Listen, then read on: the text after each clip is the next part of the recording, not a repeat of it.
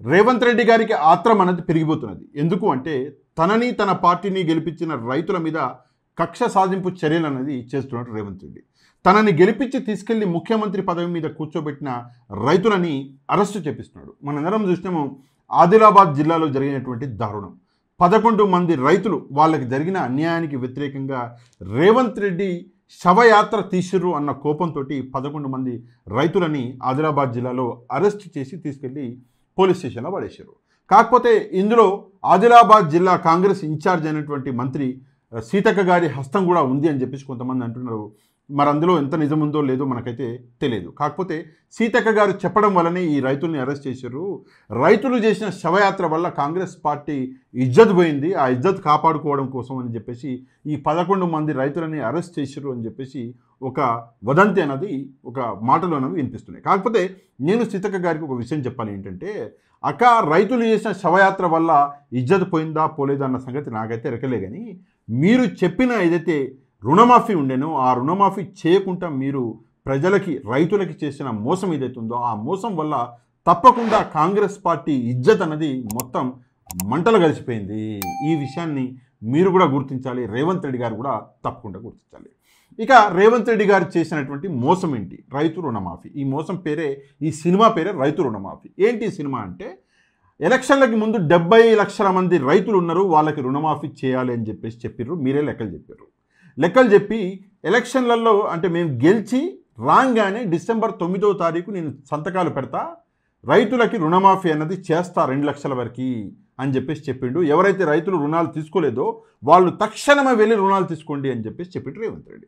రైతులు కూడా రేవంత్ రెడ్డి మాటలు నమ్మిర్రు, పోయిర్రు, రుణాలు తీసుకున్నారు. సరే, డిసెంబర్ 9 బాయ్, జనవరి బాయ్, ఫిబ్రవరి బాయ్, మార్చి బాయ్, మొత్తం ఆగస్టు 15 అన్నాడు. సరే, ఆగస్టు 15 వరకు రైతులందరికీ రుణమాఫీ చేసిండా అంటే లేదు. ఇక్కడ పెద్ద మోసం అన్నది జరిగింది.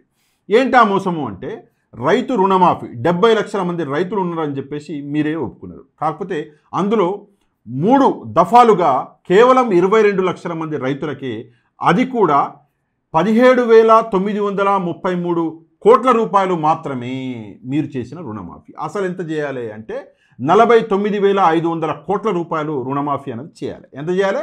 49,500 కోట్ల రూపాయలు. మీరు చేసిందంతా కేవలం 17,933 కోట్ల రూపాయలు. దీన్ని రుణమాఫీ అంటారా? దీన్ని మోసం అంటారా?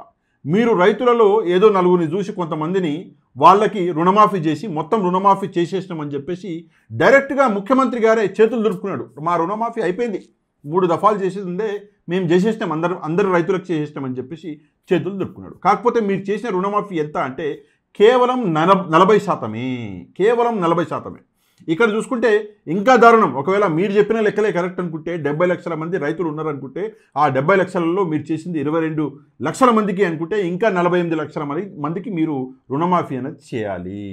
అయినప్పటికీ కరెక్ట్ లెక్కలే ఒకవేళ తీసుకున్నప్పటికి కూడా ఒక 49 లక్షల మంది రైతులు ఉన్నారు అనుకున్నప్పటికి కూడా మీరు చేసింది ఎంత అంటే 22 లక్షల మందికి, అంటే మీరు 40% మందికి మీరు రుణమాఫీ అనేది చేశారు. ఈ విషయాన్ని మీరు ఒప్పుకోవాలి. కానీ ఒప్పుకుంటలేరు. ఏమంటున్నారంటే అందరికీ మేము రుణమాఫీ చేసినాం. అప్పుడు ఏమైంది అంటే తెలంగాణలో అన్ని జిల్లాలలో రైతులు రోడ్ల మీదకి వచ్చి మన రేవంత్ రెడ్డి గారి దిష్టి బొమ్మను తలబెట్టడము, రేవంత్ రెడ్డి గారి శవయాత్రలు తీయడం లాంటి సంఘటనలు జరిగినాయి. ఈ సంఘటనలు జరగడానికి కారణం రైతులు కాదు. ఈ సంఘటనలు జరగడానికి కారణం రైతులకి మీరు అంటే కాంగ్రెస్ పార్టీ చేసినటువంటి ద్రోహం, మోసం. దీనికి బాధ్యత కాంగ్రెస్ పార్టీ వహించాలి. కానీ ఈరోజు ఏం జరుగుతున్నది అంటే రైతులని అన్యాయంగా అరెస్ట్ చేసి భయపెట్టే ఒక ప్రయత్నం అనేది చేస్తున్నారు. కాకపోతే నేను సీతక్క గారికి, రేవంత్ రెడ్డి గారికి ఒక విషయం చెప్పాలి. ఏంటంటే తెలంగాణ ప్రజల్ని భయపెట్టాలి అని చెప్పేసి చూసిన ప్రతిసారి ఒక కొత్త ఉద్యమం అనేది పుట్టింది. ఈసారి మళ్ళీ మీరు ఒక కొత్త ఉద్యమానికి ఆజ్యం పోస్తున్నారు. ఆ విషయం మీరు గుర్తుపెట్టుకోవాలి. ఆ ఉద్యమం అన్నది ఎక్కడ అంటే మిమ్మల్ని గెలిపించిన రైతులు. మీరందరికీ గుర్తుండే ఉంటుంది. కాకపోతే కాంగ్రెస్ వాళ్ళకి మర్చిపోయే అలవాటు ఉంది కాబట్టి నేను ఒకసారి గుర్తు చేస్తాను. ఏంటంటే కాంగ్రెస్ పార్టీ అత్యధికంగా గెలిచినది జిల్లాలలోనే, అంటే రూరల్ ఏరియాలోనే. అక్కడ ఉండి గెలిపించుకున్నది కాంగ్రెస్ పార్టీని ఎవరు అంటే కేవలం రైతు కూలీలే కాంగ్రెస్ పార్టీని గెలిపించినాయి. కాకపోతే ఈరోజు రైతుల దృష్టిలో, రైతు కూలీల దృష్టిలో కాంగ్రెస్ పార్టీ దారుణంగా దిగజారిపోయింది. ఆ దిగజారుడు చర్య చేసింది కాంగ్రెస్ పార్టీ. కానీ అదే రైతుల్ని ఈరోజు అరెస్ట్ చేస్తున్నారు. మీరు చేసిన ఒక అరెస్టు వల్ల ఈ 11 మంది రైతులని మీరు అరెస్ట్ చేశారు. దీనివల్ల ఏమైంది అంటే ఈరోజు కాంగ్రెస్ పార్టీ నిజస్వరూపం ఏంటో ప్రజలందరికీ అర్థమవుతుంది, ముఖ్యంగా రైతులకి అర్థమవుతుంది. కాకపోతే ఇక్కడ కొన్ని విషయాలు ఉన్నాయి. ఏంటా కొన్ని విషయాలు అంటే, ప్రతిపక్షంలో ఉన్నన్ని రోజులు రేవంత్ రెడ్డి గారు మాట్లాడిన మాటలు వేరు, ప్రతిపక్షంలో ఉన్నన్ని రోజులు సీతక్క గారు మాట్లాడిన మాటలు వేరు. ఈరోజు సీతక్క గారి మాటలు, సీతక్క గారు చేసే పనులు, రేవంత్ రెడ్డి గారి మాటలు అయితే ఇంకా దారుణాతి దారుణం. సిగ్గుంటే, లజ్జుంటే, అదేదో ఉంటే, ఇదేదో ఉంటే, గలీజ్ మాటలు. ఒక ముఖ్యమంత్రి స్థాయిలో ఉండి నోరు ఇంతలా అంటే చిల్లరగాళ్ళు, రోడ్డు మీద పోయే చిల్లరగాళ్ళు కూడా ఇంతలా దారుణంగా మాట్లాడరు. అట్లాంటి మాటలు రేవంత్ రెడ్డి ఒక ముఖ్యమంత్రి అయి ఉండి కూడా మాట్లాడుతున్నాడు. అది కూడా ఎవరి గురించి అంటే, ఒక ఉద్యమంలో పాల్గొన్న ఒక ఉద్యమ వీరుడు గురించి, హరీష్ రావు గారి గురించి అంత దారుణంగా మాట్లాడుతున్నాడు. హరీష్ రావు గారు ఒక ఉద్యమ వీరుడు, తెలంగాణని తీసుకొచ్చిన వ్యక్తులలో ఆయన ఒకడు. కేసీఆర్ గారి తర్వాత ఆ స్థాయిలో ఉద్యమంలో పాల్గొని ఉద్యమంని నడిపించినోడు హరీష్ రావు గారు. అట్లాంటి వ్యక్తిని పట్టుకొని మీరు సిగ్గు, లజ్జ, మానం, మర్యాద, పోయి దూకి చచ్చిపో, అడ్డగోలు మాటలు మాట్లాడుతున్నారు. కాకపోతే రేవంత్ రెడ్డి గారిని నేను ప్రశ్న అడుగుతున్నంటే, అదే ఉద్యమంలో మీ పాత్ర ఏంది ఒక్కసారి మీరు ఆలోచించుకోవాలి. ఈరోజు రేవంత్ రెడ్డి గారి ఏదో బ్యాచ్ ఉంది ఒకటి. ఆ బ్యాచ్ ఎక్కడ అంటే సోషల్ మీడియాలో ఉంటుంది. ఆ బ్యాచ్ ఏంటంటే రేవంత్ రెడ్డిని ఏమన్నా అనేసరికి అందరూ పరిగెత్తుకుంటూ వచ్చేసి ఆ పేడ్ బ్యాచ్ అది, అంటే వాళ్ళకి ఇచ్చేసి మొత్తం మేనేజ్ చేస్తుంటారు. అయితే ఆ పేడ్ బ్యాచ్ కూడా నేను విషయం అడుగుతున్నాను ఏంటంటే, సరే మీ డబ్బులు, మీ సంపాదన పక్కన పెట్టేసి మీకు ఒక మనసు అన్నది ఉంటుంది కదా, మీరు ఒక మనిషే కదా, ఆ మనిషిలాగా మీరు ఆలోచించండి. తెలంగాణ ఉద్యమంలో రేవంత్ రెడ్డి పాత్ర ఏంది ఒకసారి మీరు ఆలోచించుకోవాలి. సీతక్క గారైనా సరే ఒకసారి ఆలోచించాలి. హరీష్ రావుని ఒక చోట పెట్టండి, సీతక్క గారు రేవంత్ రెడ్డి గారిని పెట్టి ఒకసారి ఒక బుక్ మీద రాయండి మీరు. హరీష్ రావు తెలంగాణ కోసం ఏమేమి చేసిండు, రేవంత్ రెడ్డి తెలంగాణ కోసం ఏమేమి చేసిండు, ఒక్కసారి మీరు రాస్తే మీకు క్లారిటీ అనేది వచ్చేస్తుంది. అప్పుడు నిజంగా తెలంగాణ కోసం పోరాడిన వ్యక్తి ఎవరో అన్నది తెలుస్తుంది. ఇది ఒకటి. రెండవ విషయం ఏంటంటే, సరే రైతు రుణమాఫీ మొత్తానికి రైతుల్ని అడ్డగోలుగా ఏమంటారు నమ్మించి మోసం చేసారో ఆ విషయం ప్రజలందరికీ అర్థమైంది, రైతులందరికీ అర్థమైంది.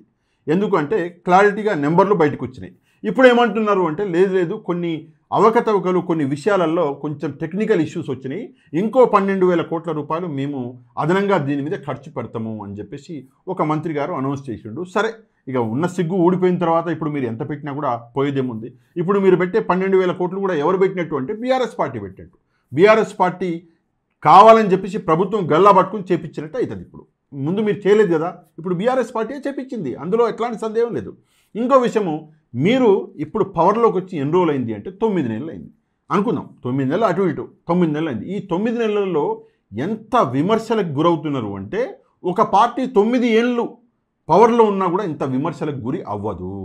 అంతలా మీరు విమర్శలకు గురవుతున్నారు. దీనికి కారణం ఎవరు అంటే మీరే. దారుణంగా పోలీసులను వాడుకొని మొత్తం అందరినీ ఎక్కడికక్కడ అజ్జేయాలి అని చెప్పేసి మీరు ప్రయత్నాలు చేస్తున్నారు. కానీ మీరు స్టూడెంట్స్ తోటి ఆడుకున్నారు. పోలీసులను పెట్టి స్టూడెంట్లన్నీ కొట్టించారు, స్టూడెంట్లన్నీ పోలీస్ స్టేషన్లకు పంపించారు. మీరు జర్నలిస్టులతోటి ఆడుకున్నారు, మీరు ప్రతిపక్ష పార్టీ బీఆర్ఎస్ తోటి ఆడుకున్నారు, మీరు అపోజిషన్ పార్టీలో ఉన్న ఎమ్మెల్యేలని కొనుగోలు చేసారు, రైతులని మోసం చేసారు, ప్రజలని మన ఏమంటారు 6 హామీలు అని చెప్పేసి మీరు ప్రజల్ని మోసం చేశారు. ఇంతమందిని ఇన్ని చేశారు కదా. ఒక్కసారి మీరు ఆలోచించుకోవాల్సిన విషయం ఏంటంటే, రేవంత్ రెడ్డి గారు మళ్ళీ జన్మలో మీరు ముఖ్యమంత్రి అవ్వలేరు. ఈ విషయం రాసి పెట్టుకోండి. ఈ విషయం రేవంత్ రెడ్డి గారు కూడా తెలుసు. ఇక్కడ ఇంకో విషయం నేను ఇప్పుడే మాట్లాడినా మళ్ళీ ఒకసారి మాట్లాడుతా. ఏంటంటే 6 హామీలు. ఆ 6 హామీలు ఏమైంది రేవంత్ రెడ్డి గారు, ఏమైంది సీతక్క గారు? ఆ 6 హామీల గురించి ఏమైనా చెప్తారా? మేము అధికారంలోకి రాగానే అన్నారు, వచ్చారు 100 రోజులు అన్నారు, అయిపోయింది. మరి దాని తర్వాత మళ్ళీ కాలయాపన చేశారు. దాని తర్వాత మళ్ళీ పార్లమెంట్ ఎలక్షన్లు వచ్చినాయి, పార్లమెంట్ ఎలక్షన్లు అన్నారు. ఇప్పుడైనా సరే మీరు చెప్పిన 6 హామీల గురించి ఏంది పరిస్థితి ఒక్కసారి మీరు వివరించాలి. లేదు ఆలస్యం అవుతుంది అంటే మీరు ఏమీ ఆలోచించకుండా ముందు తెలంగాణ ప్రజలకి మీరు క్షమాపణ కోరాలి. మేము మిమ్మల్ని మోసం చేసినాము, అక్కడ సరే మీరు చెప్తున్నట్టు ఒకవేళ ఫండ్స్ లేవు, డబ్బులు లేవు, అయినప్పటికీ మీరు ప్రజలకు క్షమాపణ కోరాలి. ఎందుకంటే డబ్బులు లేవు, ఖజానా ఖాళీ అని చెప్పేసి మీకు ముందుగానే తెలుసు. అయినప్పుడు మీరు వాగ్దానాలు ఎందుకు చేశారు? ప్రజల్ని మభ్యపెడదామని చేశారా, లేదా కుర్చీలకు ఎక్కుదామని చేశారా? ఏదో ఒకటి మీరు తప్పకుండా దీని మీద స్పందించాలి. ఇక చివరి విషయం అంటే రేవంత్ రెడ్డి గారి కుటుంబం గురించి మాట్లాడాలి. రేవంత్ రెడ్డి గారు ఒక మాట్లాడు, నా కుటుంబ సభ్యులు ఎవ్వరూ రాజకీయాలలో లేరు అని చెప్పేసి. కాకపోతే ఇక్కడ ప్రతిరోజు ఏదో ఒక న్యూస్ అన్నది ఆయన కుటుంబ సభ్యులు, ముఖ్యంగా ఆయన అన్నదమ్ముల గురించి వస్తుంది. వాళ్ళు ముఖ్యమంత్రి గారు ఉన్నా స్టేట్లో లేకపోయినా, ఆయన ఎక్కడికి బయటికి వెళ్ళినా, ఏ పరిస్థితుల్లో ఉన్నా కూడా స్టేట్ని మొత్తం వాళ్ళిద్దరే రన్ చేస్తున్నారు, నడిపిస్తున్నారు అని చెప్పేసి ఒక విమర్శ అన్నది వినిపిస్తుంది. దీని గురించి మీరేమంటారు రేవంత్ రెడ్డి గారు? ఒకసారి మీరు తప్పకుండా దీని మీద స్పందించాలి. ముందుగా మీ అందరూ కాంగ్రెస్ పార్టీ వాళ్ళు ఎవరైతే ప్రజలు ముఖ్యంగా రైతులు ఉన్నారో వాళ్ళందరికీ క్షమాపణ చెప్పాలి. మీరు చేసిన తప్పులు ఏవైతే ఉన్నాయో ఆ తప్పుల్ని మీరు ఒప్పుకోవాలి. లేకపోతే రాబోయే రోజులలో కాంగ్రెస్ పార్టీ తెలంగాణలో తుడుచుకుపోద్ది, అందులో ఎట్లాంటి సందేహం అనేది లేదు. తప్పకుండా ఈ వీడియోని వైరల్ చేయండి. వైరల్ చేయడానికి రెండే పద్ధతులు: ఒకటి, వీడియో కింద ఉన్న లైక్ బటన్ని ప్రెస్ చేయాలి. రెండు, ఈ వీడియోని మీకు తెలిసిన వాళ్ళందరికీ వాట్సాప్ ద్వారా ఈ వీడియో యొక్క లింక్ని షేర్ చేయాలి. తప్పకుండా వీడియోని షేర్ చేయండి. నెక్స్ట్ వీడియోలో మళ్ళీ కలుద్దాం. అంతవరకు థ్యాంక్ యూ వెరీ మచ్. జై హింద్.